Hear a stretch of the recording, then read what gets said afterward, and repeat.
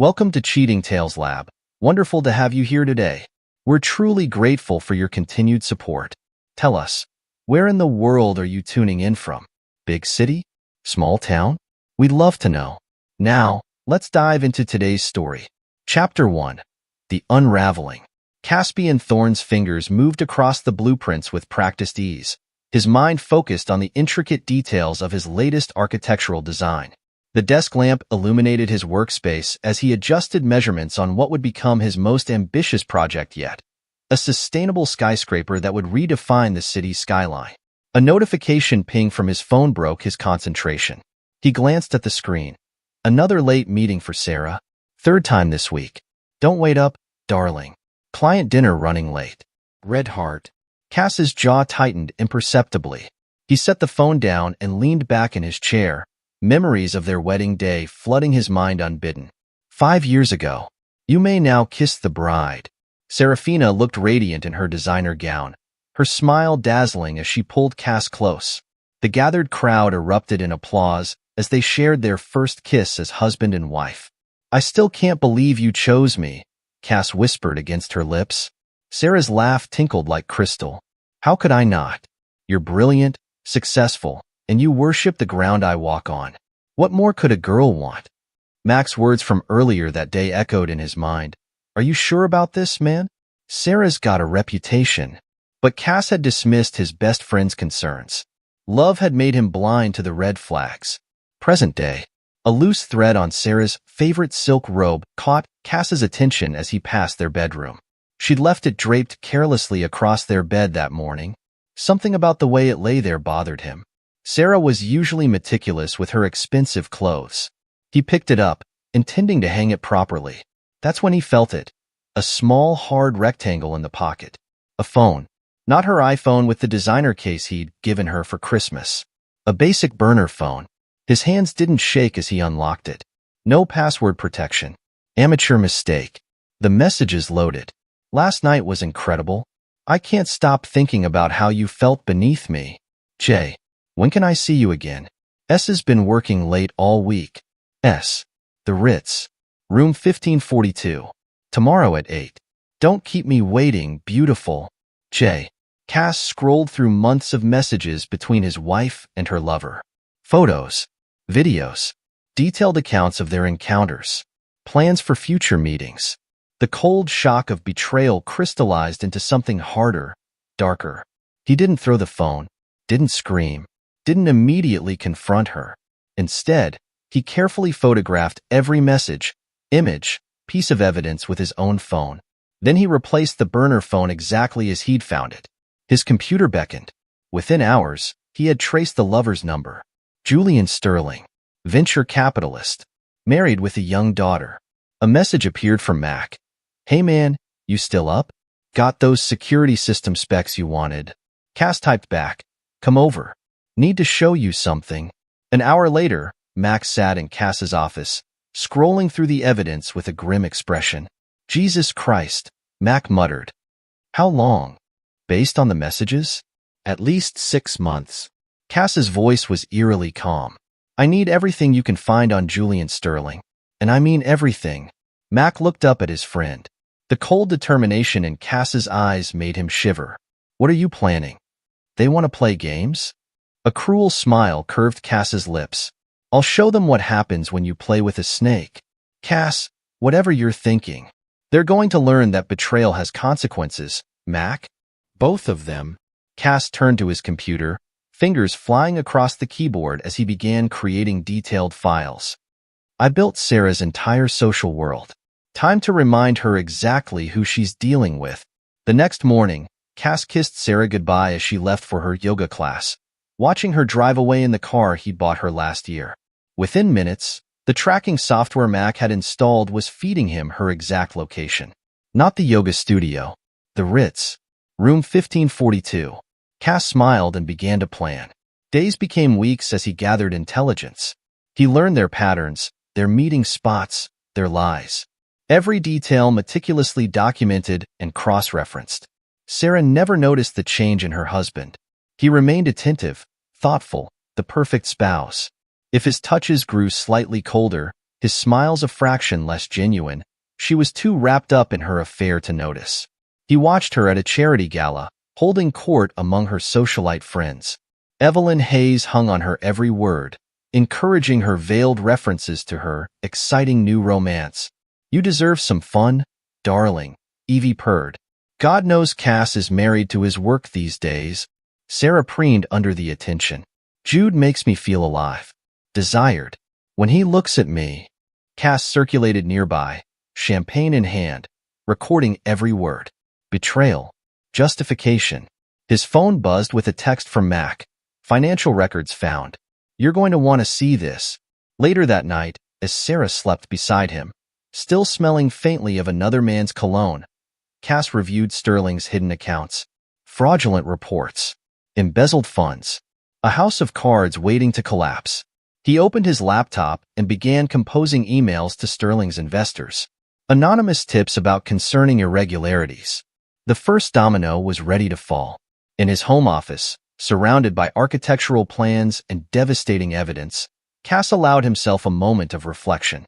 He thought of his parents, immigrants who'd taught him the value of loyalty, of integrity, who'd worked themselves to exhaustion to give him an education. What would they think of the man he'd become? The ruthless predator emerging from beneath his controlled exterior? But then he remembered Sarah's messages to her lover. "Cass is so boring.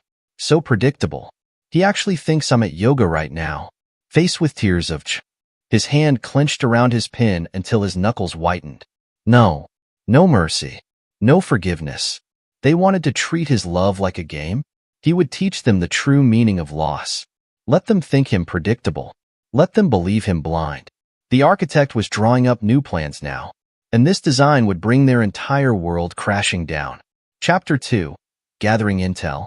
The exclusive restaurant hummed with quiet conversation and the clink of fine china. Julian Sterling held court at his usual table, regaling his companions with tales of his latest business triumph. His wife Isabel sat beside him, her elegant features composed into a mask of polite interest she'd perfected over years of practice. Across the room, Cass observed them while appearing absorbed in his own business dinner. He watched Sterling's hand disappear under the table to text, noted how Isabel's smile tightened almost imperceptibly.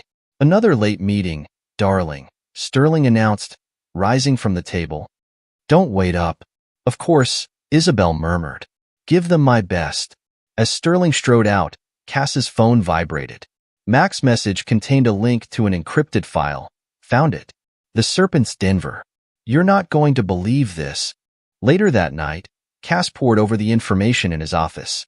The Serpent's Den, an exclusive underground club masquerading as a private social organization. In reality, it was Sterling's playground for fellow cheaters, a place where the wealthy and privileged could indulge their infidelities away from prying eyes. Or so they thought. Mac's voice crackled through the speaker. "Security's tight, but their systems are outdated. I can get access to their cameras, guest lists, everything. Good. What about the next event? 2 weeks from Saturday. Your wife and Sterling are both on the list." Cass's fingers drummed steadily on his desk. "Perfect."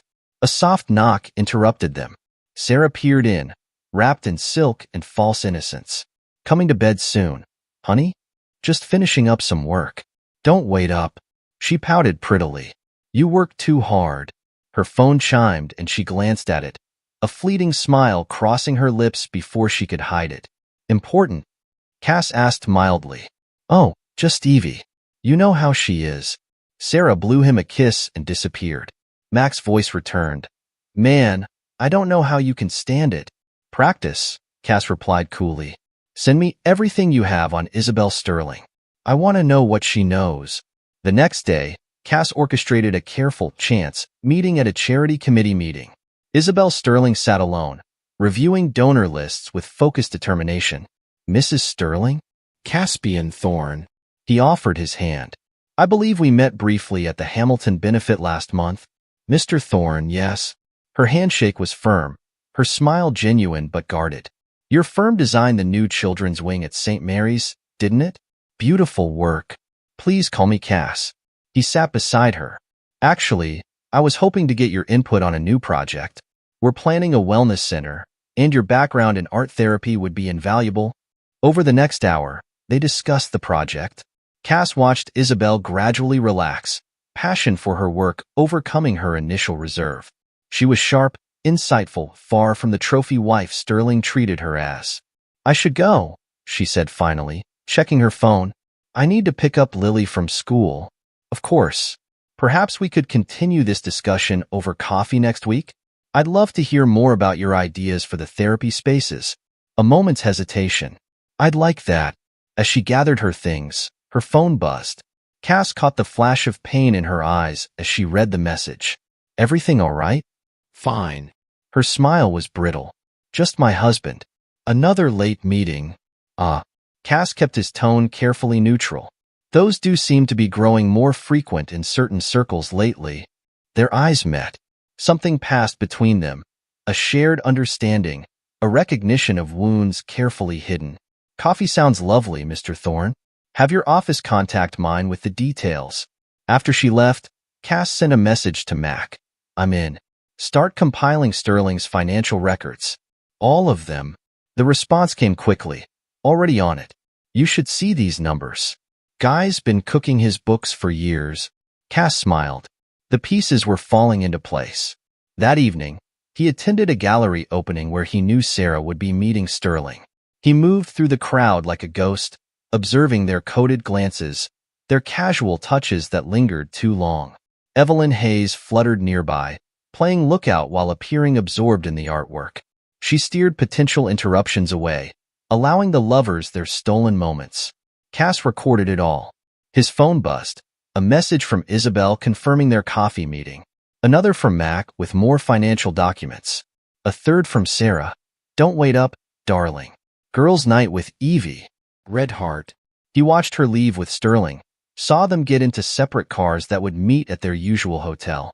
In his pocket, he felt the weight of a small recording device, a gift from Mac. Perfect for capturing interesting conversations at the Serpent's Den. The trap was nearly ready. All that remained was to give Isabel the final push she needed to join his cause. 2 days later, they met at a quiet cafe. Cass arrived early, selecting a secluded table. He watched Isabel enter, noting the careful way she scanned the room. A habit born of long experience with public scrutiny. Thank you for meeting me, she said, settling across from him. Thank you for coming. But I should be honest. This isn't entirely about the wellness center. Her shoulders tensed slightly. Oh. Cass slid a folder across the table. I think you should see this. Inside were photos, bank statements, text messages, a carefully curated selection of evidence. He watched her face as she processed it all, saw the moment resignation replaced shock. How long have you known? She asked quietly. About your husband and my wife? Recently. About the Serpent's Den? That's a more interesting story. Her head snapped up. The what? As Cass explained, Isabel's composed facade cracked. By the time he finished, tears slid silently down her cheeks. Lily, she whispered. What am I going to tell Lily? Nothing yet. Cass leaned forward. Mrs. Sterling, Isabel, I have a proposition for you. One that could ensure your daughter's future while making certain parties face some overdue consequences. She met his gaze. I'm listening. For the next hour, they planned. Cass laid out his strategy, watching approval replace despair in Isabel's eyes. You're not what I expected, she said finally. No one ever expects the architect to be dangerous. His smile was razor-sharp. That's what makes this perfect. As they parted, Isabel touched his arm. Thank you for showing me the truth. Truth is just the beginning. Justice comes next. That night, Cass added Isabel's file to his growing collection of evidence. The pieces were assembled. The plan was in motion. Soon, the Serpent's Den would welcome some unexpected guests, and the mighty would learn how far they could fall. Chapter 3. The Alliance Forged. The sunlight streaming through the floor-to-ceiling windows of Mac's penthouse office illuminated an array of monitors displaying surveillance feeds, financial records, and encrypted messages. Cass stood behind Mac's chair, watching as his friend's fingers flew across multiple keyboards.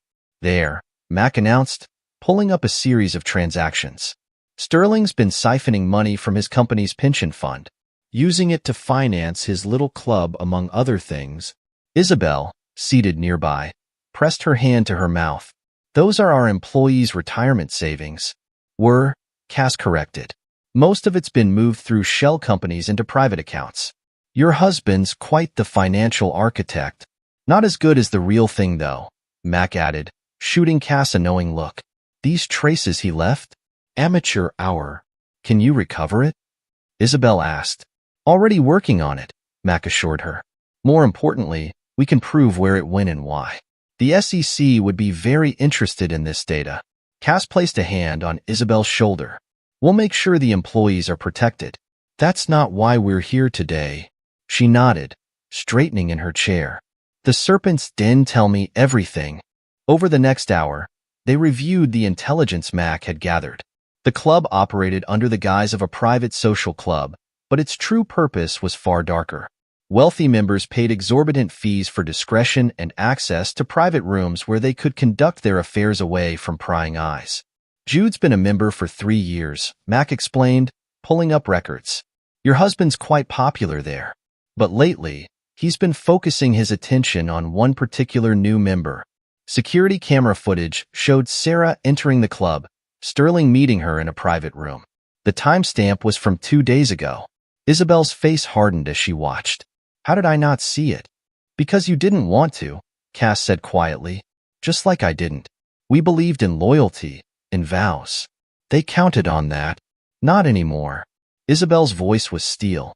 What's our next move? The club's hosting an exclusive event next weekend, Mac said.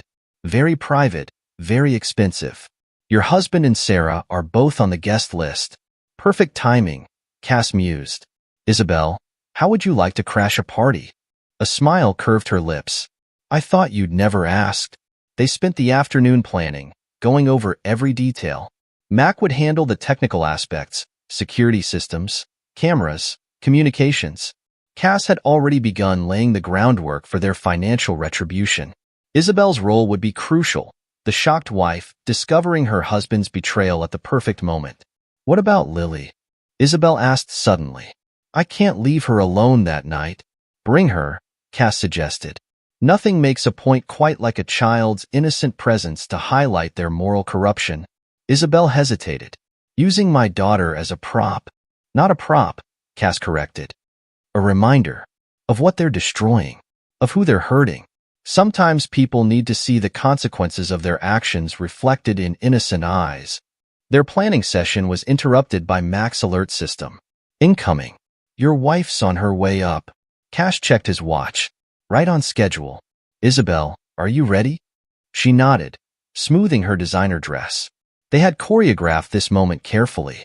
The elevator dinged, and Sarah strode into Mac's office, stopping short at the sight of Isabel. Oh, I didn't realize you had company. Mrs. Sterling and I were just discussing the new wellness center project, Cass explained smoothly. You remember I mentioned it? Of course, Sarah lied, her smile not quite reaching her eyes. How lovely to see you, Isabel. How's Jude? Busy as always, Isabel replied, her tone perfectly pleasant. So many late meetings lately. Something flickered in Sarah's eyes. Guilt? Fear? Before she masked it. Well, I won't interrupt. I just needed to tell Cass I'll be late tonight. Charity committee meeting. Of course, darling. Cass kissed her cheek. Don't work too hard. After Sarah left, Isabel released a shaky breath. That was harder than I expected. You did perfectly, Cass assured her. Did you see her face when you mentioned the late meetings? They think they're so clever, Max scoffed, turning back to his monitors. Speaking of which, your wife isn't heading to any charity meeting. She just texted Sterling. Cass's expression hardened. Track them. I want to know everywhere they go, everyone they meet, especially anyone connected to the Serpent's Denver. They spent the next few hours refining their plan. Mac had mapped the club's security systems, finding vulnerabilities they could exploit. Isabel provided details about Sterling's schedule, his habits, his weaknesses. Cass absorbed it all, weaving it into his grand design. There's one more player we need to consider, Cass said finally. Evelyn Hayes. Isabel's lip curled. Sarah's enabler. More than that, Mac interjected, pulling up surveillance photos. She's been helping arrange their meetings, running interference. She's got her own agenda.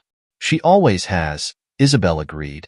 Evie's been riding Sarah's coattails for years. My husband's too, when it suits her. Cass studied the photos. She could be a problem. Or an opportunity, Max suggested. People like that? They'll sell out anyone to save themselves. Good point. Cass made a note in his file. We'll keep a close eye on her. She might prove useful later. As evening approached, they finalized the details for the upcoming club event. Timing would be crucial. Every moment choreographed for maximum impact. Lily's piano recital is that afternoon. Isabel remembered suddenly. I can't miss it. We won't, Cass assured her. In fact, it's perfect. You'll go to the recital, take lots of pictures, be the devoted mother. Then we'll arrive at the club just as things are getting interesting. Isabel gathered her things, preparing to leave. I should get home. Lily will be back from her playdate soon. One more thing, Cass said, handing her a small device. Courtesy of Mac. It looks like a normal phone, but it's got some special features. Keep it with you at all times. It's clean, Mac added. Untraceable. And it'll let us communicate securely. Isabel slipped it into her purse. Thank you. Both of you. I never thought that you'd be plotting revenge. Cass's smile was sharp. Neither did I. But they forced our hands. Now they'll learn what that means. After Isabel left, Mac turned to his friend. You sure about bringing the kid into this? Lily won't see anything she shouldn't, Cass assured him. But her presence will make a point. About consequences. About collateral damage. About the lives they're destroying with their selfish games. And what about your endgame? Mac asked quietly. How far are you willing to go? Cass stared out at the city skyline, his reflection hard and unforgiving in the glass. As far as necessary. They chose to play with fire. Now they'll learn what it means to burn. The next week would be crucial. Every move had to be perfect. Every piece in place. The serpent's den awaited, and with it, the beginning of their destruction. But first, Cass had a wife to go home to. A role to play. A mask to maintain. Let them think him blind. Let them believe themselves clever and safe. The architect's plans were drawn. Soon, they would learn the true meaning of design. Chapter 4. The Den of Vipers. The entrance to the serpent's den belied its true nature. Behind the understated facade of what appeared to be an upscale private club, decadence and betrayal flourished. Security guards in tailored suits nodded respectfully as Cass guided Isabel through the doors, Lily's small hand clasped in her mother's. Remember, Cass murmured, timing is everything. Isabel squeezed her daughter's hand. Lily, sweetheart, stay close to Mommy, okay? The little girl nodded, wide-eyed at the opulent surroundings. Crystal chandeliers sparkled overhead, their light reflecting off mirrored walls. The main room buzzed with conversation and fake laughter, the air thick with expensive perfume and secrets. In Cass's ear, Mac's voice crackled through the discreet earpiece. Security systems are compromised. I've got control of all cameras and displays. Waiting for your signal. Cass scanned the room, his expression betraying nothing as he spotted Sarah draped across a velvet chaise, Jude Sterling's hand resting possessively on her knee. Evelyn hovered nearby, playing sentinel while pretending to be absorbed in her champagne. Mommy, Lily tugged at Isabel's dress. Isn't that Daddy over there? The conversation around them dimmed as heads turned. Jude froze, his face draining of color as he spotted his wife and daughter. Sarah sat up abruptly, her champagne sloshing over the rim of her glass. Isabel, Jude recovered quickly, plastering on a smile. What an unexpected surprise. This isn't really a place for children. No, Isabel agreed coolly. It's a place for adultery, isn't it? The silence deepened. Couples throughout the room shifted uncomfortably, suddenly very interested in their drinks. I don't know what you're talking about, Jude blustered. This is a private social club.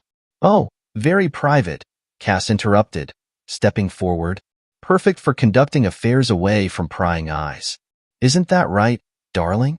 Sarah's glass slipped from her fingers, shattering on the marble floor.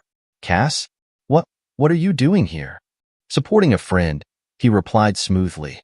Isn't that what you always encourage, Sarah? Being supportive of our friends?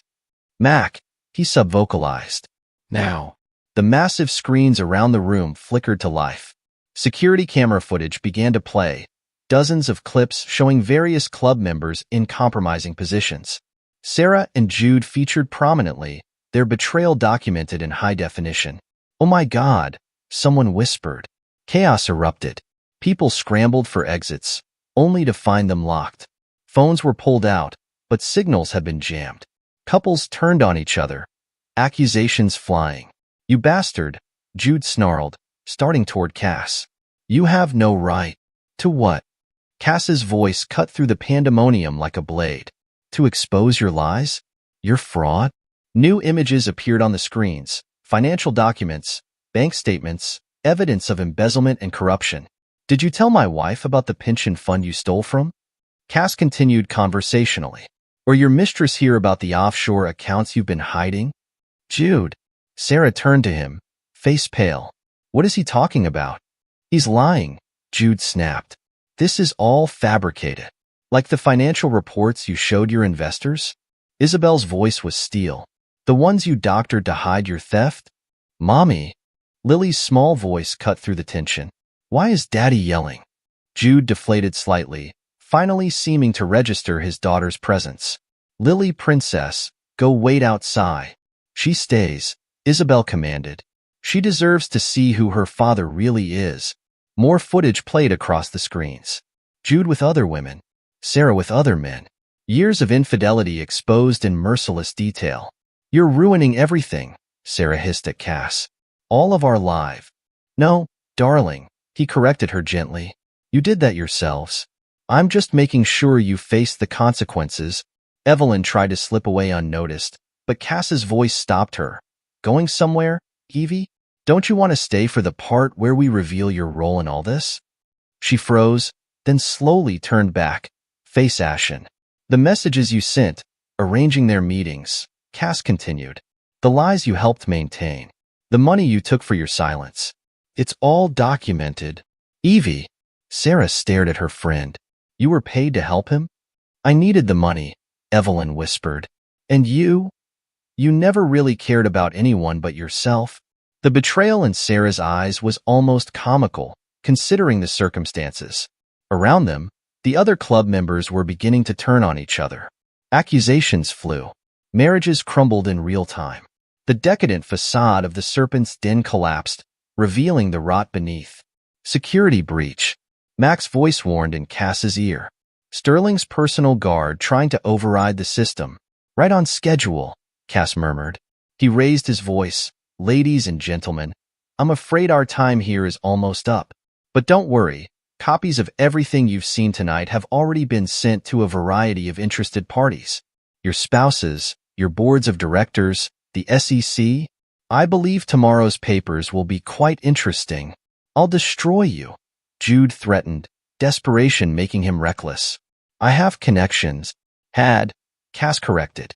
Past tense. Check your phone. Jude pulled out his phone, then staggered as if struck. His accounts were empty. His assets frozen. Years of careful corruption undone in moments. You can't do this, he breathed. I already have. Cass turned to Isabel. Ready? She nodded, taking Lily's hand. More than ready. This isn't over, Sarah called after them as they headed for the exit. Cass paused, looking back at his wife with cold eyes.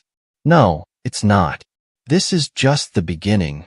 As they left the Serpent's Den, the sound of arguing and breaking glass followed them. Cass had lit the fuse. Now he would watch it burn. In the car, Lily fell asleep quickly, exhausted by the evening's drama. Isabel stroked her daughter's hair, tears falling silently. Are you all right? Cass asked quietly. Yes. She wiped her eyes. It needed to be done. She needed to see. Even if it hurt. The truth often does, he agreed. But lies hurt more in the end. His phone buzzed, Mac confirming that all the evidence had been distributed as planned. By morning, the scandal would break. Lives would be destroyed. Reputations shattered. Cass felt no remorse. They had chosen their path. Now they would walk it to its bitter end. Chapter 5. The domino effect. The morning headlines screamed across every major newspaper and news site. Venture capitalist Jude Sterling accused of massive fraud.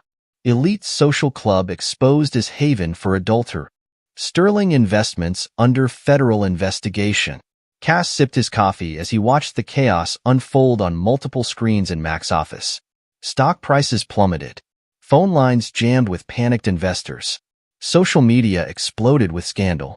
They're trying to control the damage, Mac reported, monitoring various channels. Sterling's PR team is in overdrive, but the evidence is too solid. They can't spin this. What about Sarah? Mac pulled up another screen. Hiding out at the Four Seasons. Her credit cards were declined this morning. Seems someone flagged them for suspicious activity. How unfortunate, Cass murmured. And her social circle? Scattering like rats from a sinking ship. Watch this. Security footage showed Sarah attempting to enter her favorite private club, only to be politely but firmly turned away. Her face crumpled as the doors closed in her face. She's been blacklisted from most of the elite venues, Mac confirmed. Anonymous tips about her activities have made her rather unwelcome. Good. Cass set down his cup. And Sterling? Board of Directors called an emergency meeting. They're voting to remove him within the hour. The SEC is already going through his records with a fine-toothed comb. The door burst open as Evelyn Hayes stormed in, makeup streaked with tears. You have to help me. Cass raised an eyebrow. I don't have to do anything, Evie. In fact, I specifically remember warning you about choosing sides carefully. They're all turning against me, she sobbed. My friends, my clients, everyone knows I helped them. I'll be ruined. Actions have consequences, he replied coldly. You chose to facilitate their betrayal. Did you think there wouldn't be a price? I'll tell you everything, she offered desperately. Things you don't know about Sarah, about Ju. There's nothing you can tell me that I don't already know. Cass cut her off. But since you're so eager to talk. He nodded to Mac, who pressed a button on his computer. A recording of Evelyn's voice filled the room. Of course I helped them hide it. Sarah's my best friend, and Jude pays very well for discretion. Recorded last week at the Serpent's Den, Mac explained cheerfully, along with several other interesting conversations about your role in their affairs. Evelyn sank into a chair, face ashen. You were recording everything? For months, Cass confirmed. Every meeting you arranged. Lie you helped maintain. Bribe you took. What do you want from me? Nothing. His smile was cruel. That's the beauty of it, Evie. You're no longer useful to anyone. No one trusts a known traitor. Her phone buzzed. Another social media notification. Another friend publicly denouncing her. Another client cutting ties. Please, she whispered. I'll do anything. You already did, Cass replied. You helped destroy my marriage. Now you get to watch your own life crumble. Seems fair, doesn't it? Mac's computer chimed with new alerts. Sterling's out, he reported. Board voted unanimously to remove him. His assets are frozen pending investigation. How's Isabel handling it? Like a queen. Mac pulled up footage from a press conference. Isabel stood at a podium, elegant and composed. I am deeply shocked by these revelations about my husband's financial misconduct. My primary concern now is protecting our employees' pensions and ensuring justice is served. As of this morning, I have filed for divorce and am cooperating fully with investigators. She's perfect, Cass murmured. Strong, sympathetic, completely blindsided by her husband's crimes. The media will love her. Already do, Mac confirmed. She's getting interview requests from all the major networks. People love a wronged woman who fights back. Evelyn stood on shaky legs. I should go. Yes, you should. Cass didn't bother looking at her. Oh, and Evie? Don't bother trying to sell your story to the tabloids. We've already provided them with quite a detailed account of your role in all this. She fled, mascara streaking down her cheeks. Mac whistled lowly. Brutal, man. They wanted to play games, Cass shrugged. I'm just better at them. His phone buzzed. A message from Sarah. We need to talk? No, he typed back. We really don't. Another message. Please. I can explain everything. He blocked her number without responding. She's getting desperate, Mac noted. Running out of friends, money, options. Good. Cass stood, straightening his jacket. That's exactly where I want her. Keep monitoring everything. I want to know the moment either of them tries to retaliate. You think they will? Of course. People like that? They never accept defeat gracefully. They'll try something stupid soon. And when they do? Cass's smile was predatory. Then we destroy whatever's left of them. He headed for the door, pausing briefly. How's Lily doing? Isabel says she's okay. Confused, but okay. They're staying at the safe house we arranged. Good. Double the security there. Sterling's getting desperate. I don't trust him not to try something rash. As if on cue, Mac's computer pinged with a new alert. Speaking of rash, Sterling just tried to access his emergency accounts in the Caymans. The ones we already emptied? Yep. Man's not taking it well. Security camera shows him having a complete meltdown at the bank. Send the footage to the media, Cass instructed. Let them see exactly what kind of man he is when he's not in control. He left Mac's office and headed for his car, ignoring the journalists camped outside. Let them speculate. Let them dig. Everything they found would only confirm what he'd revealed. Each new discovery would drive another nail into Sterling and Sarah's coffins.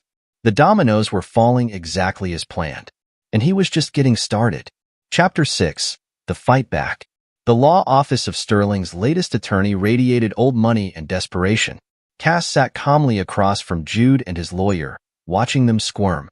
These accusations are baseless, the attorney declared. Your client is finished, Cass interrupted smoothly. The SEC has his records. The board has voted him out. His assets are frozen. Would you like me to continue? You orchestrated this, Jude snarled. You planted evidence. Did I force you to embezzle from your company's pension fund? Cass's voice was razor-sharp. Did I make you doctor financial reports? Create fake accounts? No, that was all you, Jude. We'll sue you for defamation. With what money? Cass smiled coldly. Your accounts are empty. Your assets frozen. Even this overpriced attorney won't stick around once he realizes you can't pay him. The lawyer shifted uncomfortably in his chair. Face it, Sterling. You're done. The only question is how much deeper you want to dig your grave. I have friends in high places. Had, Cass corrected. Past tense. Check your phone. See how many of them are still taking your calls. Jude grabbed his phone, fingers trembling as he scrolled through contacts. Number after number went straight to voicemail. What do you want? He finally asked, defeated. Nothing.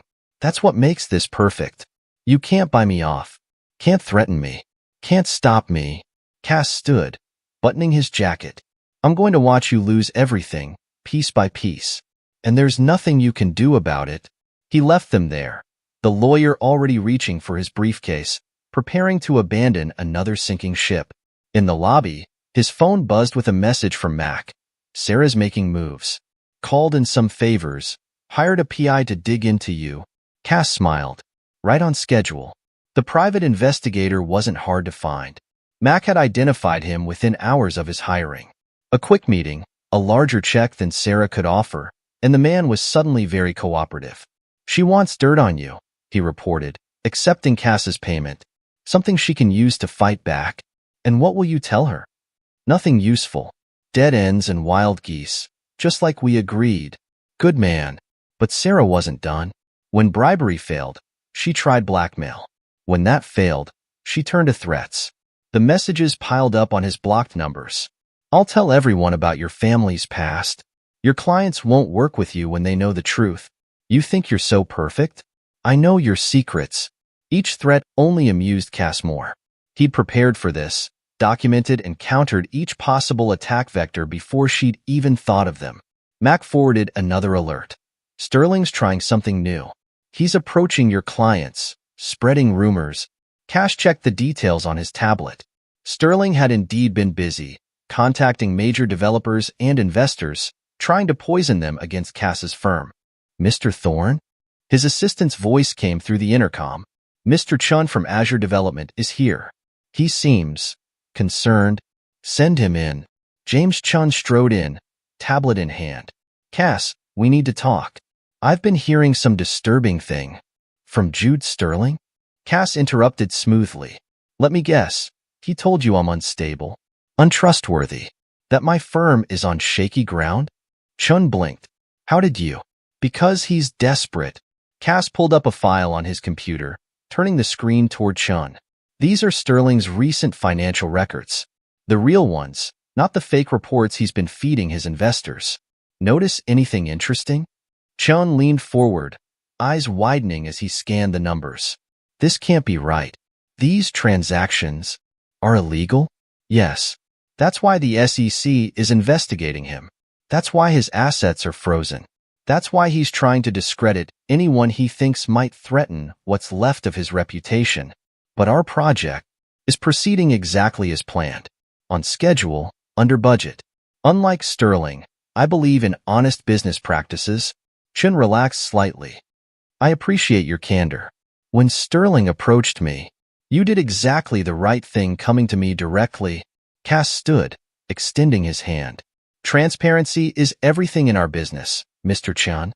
I trust this puts your concerns to rest.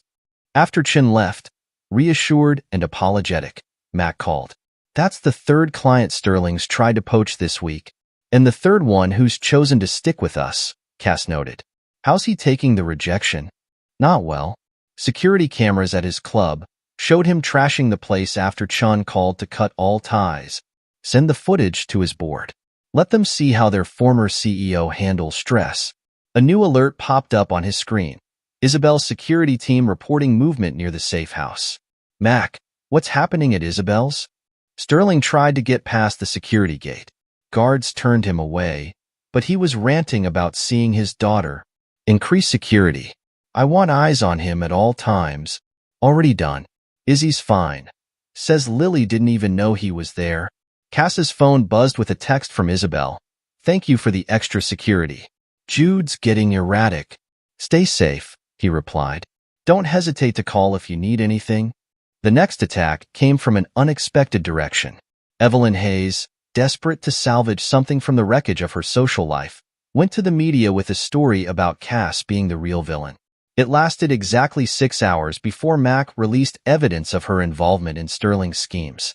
Her tearful interview was quickly overshadowed by revelations about her own corruption. They're running out of options, Mac observed during their evening strategy session. Sterling's burned through 3 law firms. Sarah's credit cards are maxed out. Evie's been blacklisted from society. Good. Cass reviewed the latest surveillance reports. Have you traced the source of those rumors about my family? Sarah hired some hack journalists to dig into your parents' immigration story. Don't worry, I've handled it. How? Let's just say the journalist found some much more interesting stories about Sarah's own past. The article he's writing now isn't quite what she paid for. Cass smiled grimly. Perfect. A notification pinged.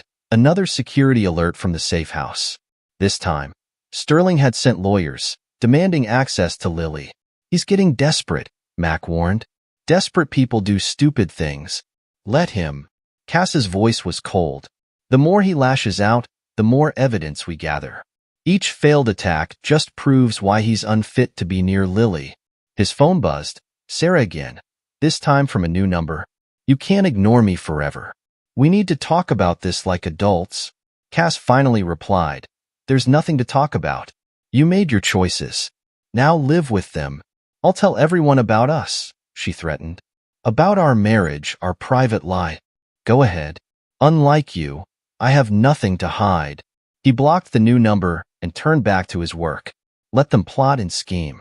Let them try to fight back. Each attempt would only hasten their fall. By the time he left the office that night, 3 more of Sterling's business associates had cut ties with him. 2 more social clubs had revoked Sarah's membership. Another journalist had declined to run Evelyn's version of events. The noose was tightening. Soon, they would have nowhere left to turn. His phone chimed one last time. A message from Isabel. Lily asked about you today. Says she misses her Uncle Cass. For the first time that day, his smile held genuine warmth. Tell her I miss her too. Stay safe, both of you. Tomorrow would bring new attacks, new desperate attempts to regain control. Sterling and Sarah would try again, refuse to accept their fate. But Cass was ready. Let them come. Each move they made only brought them closer to their ultimate destruction. The game was nearly over, and Cass held all the winning cards. Chapter 7. The Final Gambit. Cass watched the security feed as Jude Sterling paced his penthouse office, phone pressed to his ear. The once powerful venture capitalist had grown gaunt, his designer's suit hanging loose on his frame. "You don't understand," Sterling pleaded into the phone. "I can explain everything about my father's dealing." The call ended abruptly. Another investor cutting ties. Mac's voice came through Cass's earpiece. "That's the third rejection today. He's running out of lifelines." "Good." Cass turned to his laptop, reviewing the latest intelligence. "What about the offshore accounts?" "Found them all." His father was sloppy, left paper trails a mile wide. "Want me to release the documents?" "Not yet. Let's see how he handles this first." On screen, Sterling hurled his phone against the wall, then slumped into his chair, head in his hands. The mighty brought low. Cass's own phone buzzed. A message from Isabel. "Jude's lawyers are pushing for unsupervised visits with Lily." "They won't get them," he replied. "The evidence we have ensures that." Another screen showed Sarah, attempting to enter her favorite spa only to be turned away. Her perfect makeup couldn't hide her desperation as she argued with the staff. "Sir?" His assistant's voice interrupted. "Mrs. Thorne is here. She's insisting." Cass smiled coldly. "Send her in." Sarah swept into his office, a shadow of her former glamorous self. Her designer clothes were last season's, her jewelry noticeably absent, sold to maintain appearances. "You've made your point," she declared, trying to sound commanding. "This has gone far enough." "Has it?" Cass didn't look up from his work. "I don't think it's gone nearly far enough. Our friends, our reputation." "Your friends," he corrected. "Your reputation. I'm doing quite well. You're destroying everything." Now he did look up, fixing her with an icy stare. "No, Sarah. You destroyed everything when you chose to betray our marriage. I'm simply ensuring you face the consequences." "It was a mistake," she pleaded, changing tactics. "I was confused, unhappy." "Save the performance." His voice cut like a blade. "You weren't confused. You weren't unhappy. You were greedy, selfish. You wanted more attention, more excitement. Now you have neither." "I'll tell everyone about your family," she threatened desperately. "About your father's struggles when you first came here." "Go ahead." He smiled, showing teeth. "Unlike you, I'm not ashamed of my family's history. We worked hard, stayed honest, built something real." "What have you built, Sarah? Besides a web of lies?" She recoiled as if struck. "You're cruel." "No, I'm just no longer blind to what you are." He pressed a button on his desk. "Security will escort you out. Don't come back." As she was led away, Mac's voice returned. "Sterling's on the move. Heading to Isabel's charity event. Right on schedule. Alert her security team." The charity gala was in full swing when Sterling arrived, trying to project his old confidence. He made it 3 steps before security intercepted him. "Sir, you're not on the list." "Don't be ridiculous," Sterling blustered. "My wife is chairing this event." "Ex-wife?" Isabel's voice cut in. She approached, elegant and composed. "And you're not welcome here, Jude." "Izzy, please. Let me explain." "Explain what?" Her voice carried, drawing attention. "How you stole from our employees' pensions. How you lied to everyone. How you betrayed our family. You don't understand." "I understand perfectly." She gestured to security. "Remove him. And make sure the press gets good photos." As Sterling was dragged away, photographers swarming, Cass watched from the shadows. Another piece in place. Back in his office, he reviewed the day's progress with Mac. "Sterling's father's records are ready to leak," Mac reported. "Once these hit the media, the whole family's reputation is finished. Do it. And make sure those videos of Sarah reach the right gossip columns." "You sure about that?" "They're pretty damaging." She chose to record them.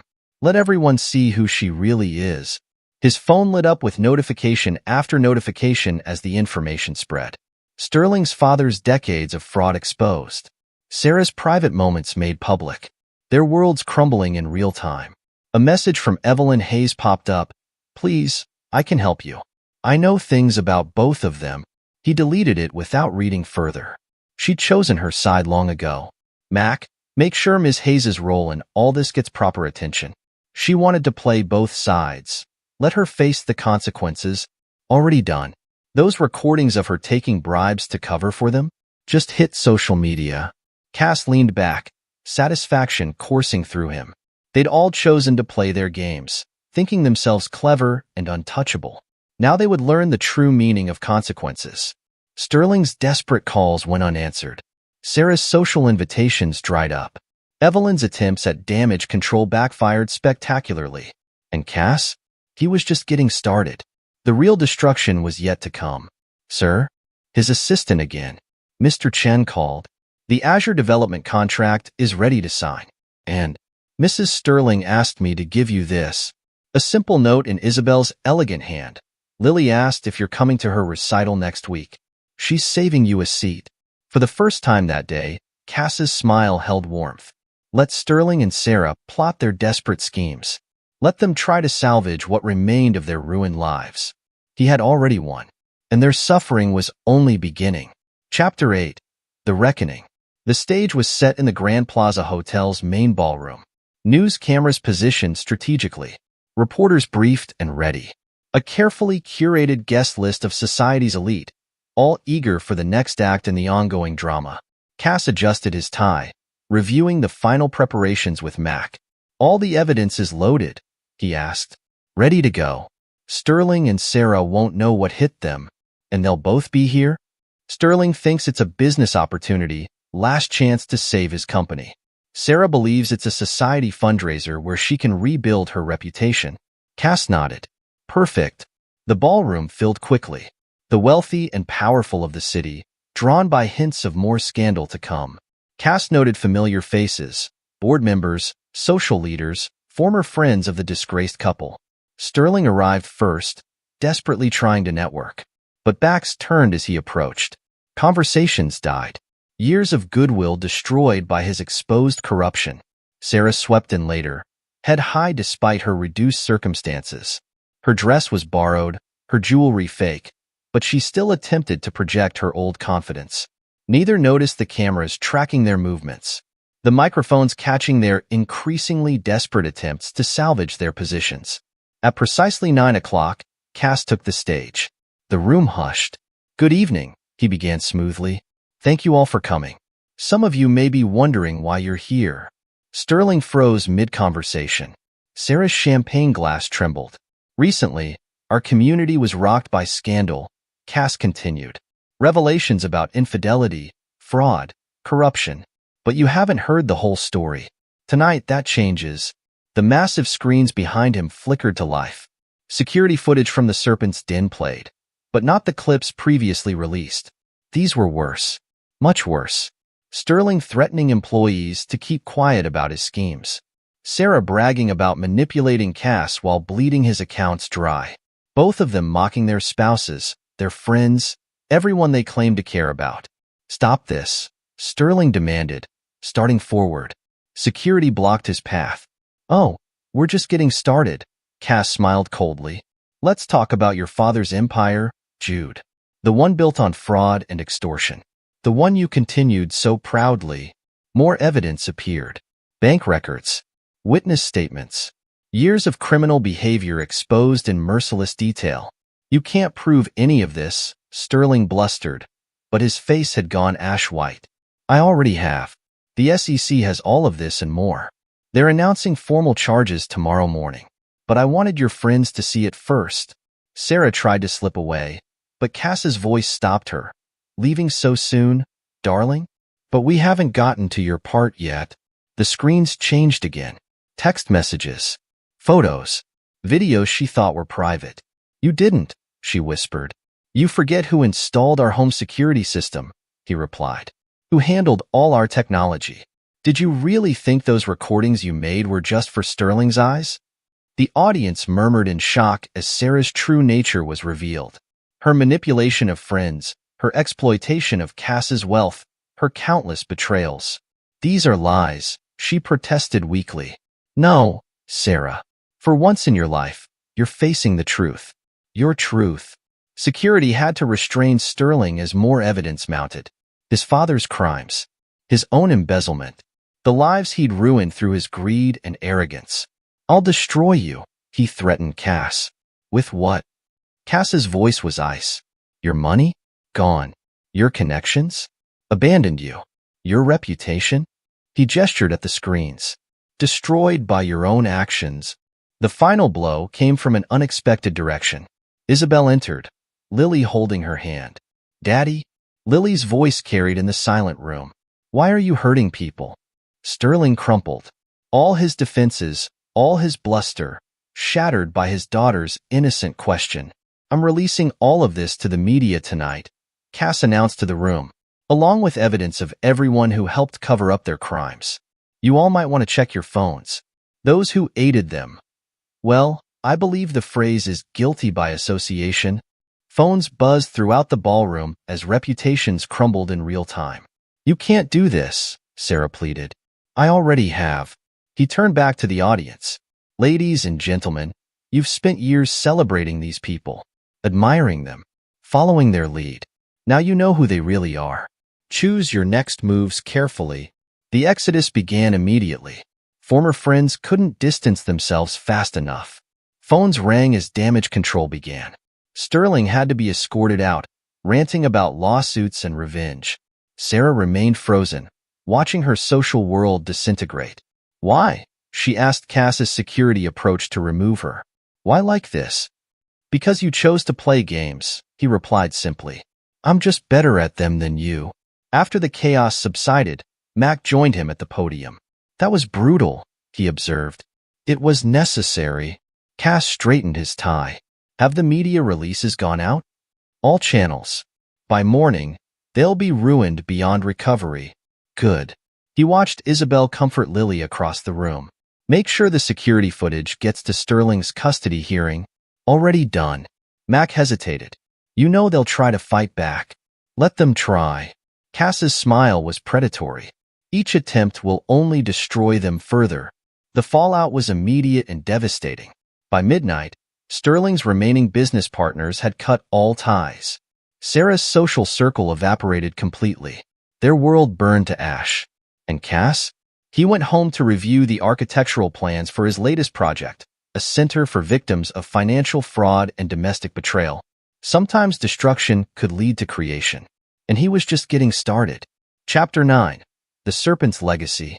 The morning headlines told the final chapter of Sterling and Sarah's downfall. Sterling arrested on federal fraud charges.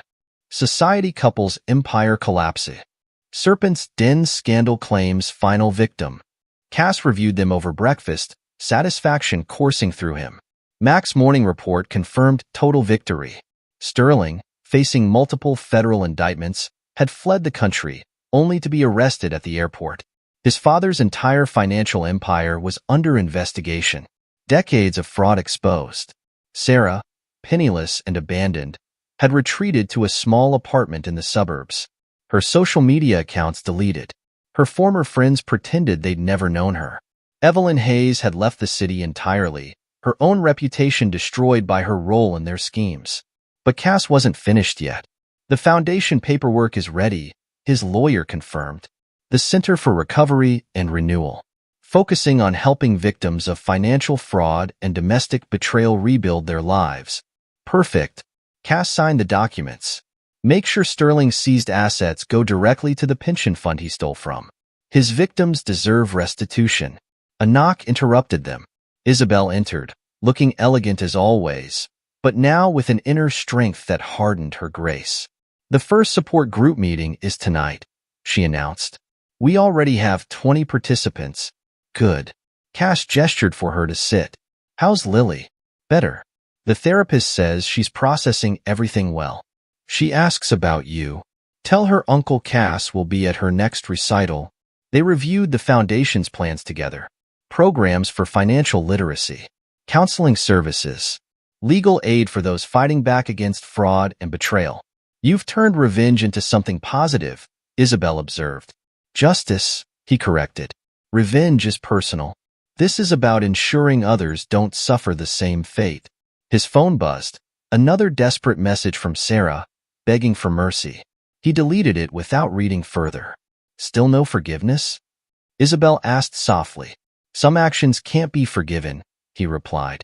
Some betrayals leave scars that never heal. The best we can do is ensure they never happen again. The foundation grew quickly. Success stories mounted. Lives rebuilt from the ashes of betrayal. Cass watched it all with satisfaction, knowing that his pain had birthed something meaningful, something lasting. Sterling's trial made headlines for weeks. His father's empire crumbled completely. Generations of corruption exposed and punished. Sarah's attempts to rebuild her social standing failed repeatedly. Her beauty, once her greatest asset, couldn't overcome her exposed true nature. But Cass had moved beyond them. Their destruction was complete. His focus now was on building something new. The center became his legacy, a place where victims found strength, where betrayal transformed into resolve. And through it all, he remained what the experience had made him, a man who understood both darkness and light, who could be ruthless in pursuit of justice, yet gentle with those who deserved protection. Lily's piano recital marked the final chapter. She played beautifully, her innocence unmarred by her father's sins. Afterward, she hugged Cass tightly. Thank you for making Mommy happy again, she whispered. He held her close, remembering why the destruction had been necessary. Some things were worth burning the world to protect. Later, in his office, he reviewed plans for the center's expansion. More locations, more programs, more lives to rebuild. A message from Mac appeared. Sterling's appeal denied. He's facing 20 years minimum. Cass smiled. Justice served. The sun set on his empire of vengeance, but rose on something greater. A legacy built not just on destruction, but on renewal. He was no longer the man who discovered that phone in his wife's drawer. He was someone stronger. Someone who understood that true power lay not just in the ability to destroy, but in the choice of what to build from the ashes. The serpent had been crushed, but from its remains, something far more powerful had risen. Epilogue: The New Order.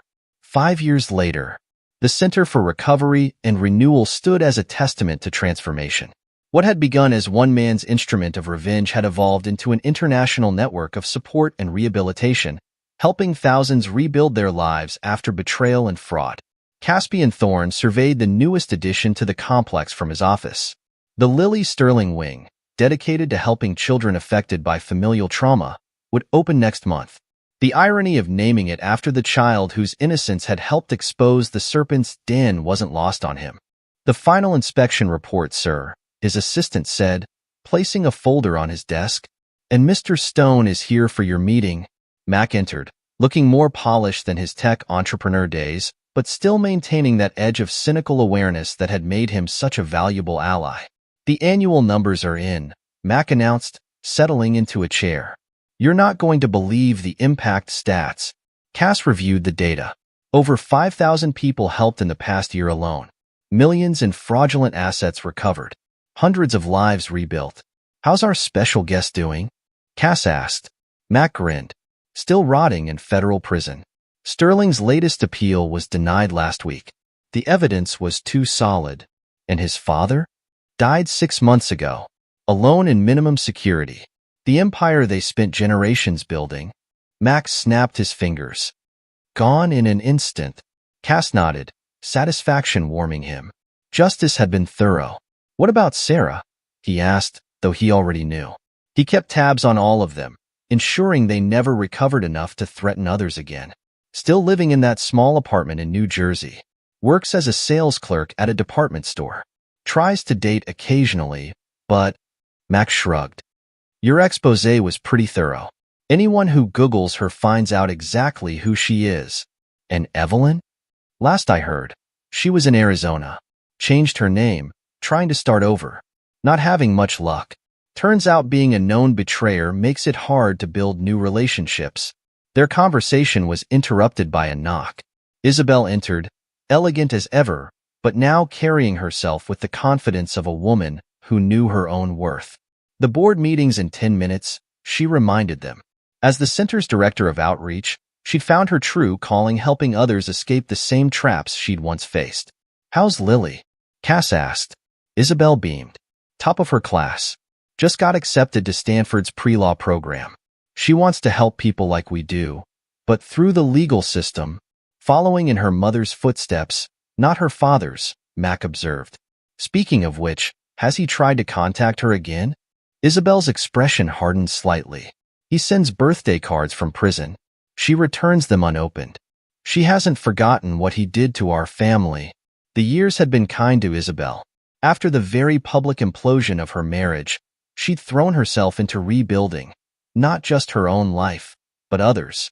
The society pages that had once fawned over Sarah now praised Isabel's humanitarian work. "The new wing's dedication ceremony is next month," she continued. "The governors confirmed he'll attend. We're getting coverage from all major networks." "Perfect timing," Mac noted. "It's almost the anniversary of the Serpent's Den expose." 5 years, Cass mused. "Sometimes it feels like yesterday." His phone buzzed, another blocked message from Sarah. She still tried to reach him occasionally, though less frequently now. The messages varied from pleading to threatening to desperate attempts at manipulation. He deleted them all unread. "The support group's waiting," Isabel reminded him. "You promised to speak to them today." Cass stood, straightening his tie. These sessions were important, showing others that survival was possible, that betrayal didn't have to define them. The support group met in a comfortable room designed to feel safe and welcoming. 20 people looked up as Cass entered. New faces mixed with familiar ones, all sharing the same wounded but determined look he'd once seen in his own mirror. "My name is Caspian Thorne," he began, "and like you, I was betrayed by someone I trusted completely." He told his story, not the sanitized version from the press, but the raw truth. The discovery, the pain, the cold rage that had fueled his response. "But revenge alone is hollow," he continued. "True victory comes from transforming pain into purpose. That's why we're here. Not just to survive betrayal, but to emerge stronger." After the session, he found Mac waiting in his office. "Got something you should see," Mac said, pulling up data on his tablet. "Remember that offshore account we could never trace? Finally cracked it." Cass reviewed the information. The account led to more of Sterling's hidden assets, money they could recover for his victims. "Send it to the prosecutors," he instructed. "Make sure the pension fund gets first claim." "Already done." "But that's not the interesting part." Max scrolled to another document. "Look who else was involved." Cass studied the names. More conspirators. More people who'd helped cover up Sterling's crimes. "They thought they'd escape notice," Max said with satisfaction. "Want me to release this?" "Not yet. Let's do this properly. Build the cases, gather evidence. Then, take them all down at once." Mac grinned. "Just like old times." "Justice," Cass corrected, "not revenge. There's a difference." But his smile held that same cold edge that had once terrorized the Serpent's Den. Later that evening, Cass visited the center's childcare facility. Lily was there, volunteering as she often did after school. At 17, she'd grown into a poised young woman with her mother's grace and a determination to right wrongs. "Uncle Cass." She hugged him warmly. "Did you see my acceptance letter?" "Stanford's lucky to have you," he replied. "Your mother's very proud. I couldn't have done it without you both." She gestured at the children playing nearby. "You showed me how to turn bad things into something good." A news alert pinged on his phone. Another story about Sterling's denied appeal. Lily noticed but didn't react. She'd long ago processed her father's betrayal. "He wrote again," she said quietly. "Same excuses, same promises, and I burned it. Some things can't be forgiven." Cass squeezed her shoulder, proud of her strength. That night, reviewing the day's reports, Cass reflected on how far they'd come. The center had grown beyond his wildest expectations. Lives were being changed. Justice was being served. His phone buzzed, a message from an unknown number. "But not Sarah this time. Remember me? Your little scheme ruined my life. I was just a guest at that club. You had no right." Cass forwarded it to Mac for tracing, then blocked the number. Occasionally, someone from the Serpent's Den tried to retaliate. They never succeeded. The next morning brought news that Evelyn Hayes had tried and failed to launch a lifestyle blog under her new identity. Social media had quickly exposed her past, driving away sponsors. Should we do something? Isabel asked when he showed her. No. She made her choices. Let her live with them. They had more important work to focus on. The center was expanding again, opening branches in 3 new cities. Each location would help more people escape toxic relationships, recover from fraud, rebuild shattered lives. Mac's team had developed software to detect financial fraud patterns, helping prevent future Sterlings from destroying lives. Isabel's outreach programs were being studied as models for trauma recovery. And Cass? He'd found his true purpose. The architect now designed futures instead of buildings. The man who'd once been consumed by revenge now helped others channel their pain into positive change. But he hadn't gone soft. When cases of betrayal or fraud crossed his desk, that cold ruthlessness resurfaced. He still believed some actions were unforgivable. Some people deserved to lose everything. The difference was in how he applied that judgment. Strategic demolition rather than blind destruction. Calculated justice rather than pure revenge. His empire had evolved, but its foundations remained solid. Betrayal had consequences. Actions had prices. And sometimes, the most elegant revenge was simply ensuring that people faced the full weight of their own choices. A week later, he attended Lily's graduation ceremony. Watching her accept her diploma with honors, he remembered that night at the Serpent's Den. A child's innocence cutting through layers of adult corruption. Now she stood tall, unshadowed by her father's crimes. She learned from others' mistakes instead of repeating them. In that way, perhaps, some good had come from all the pain.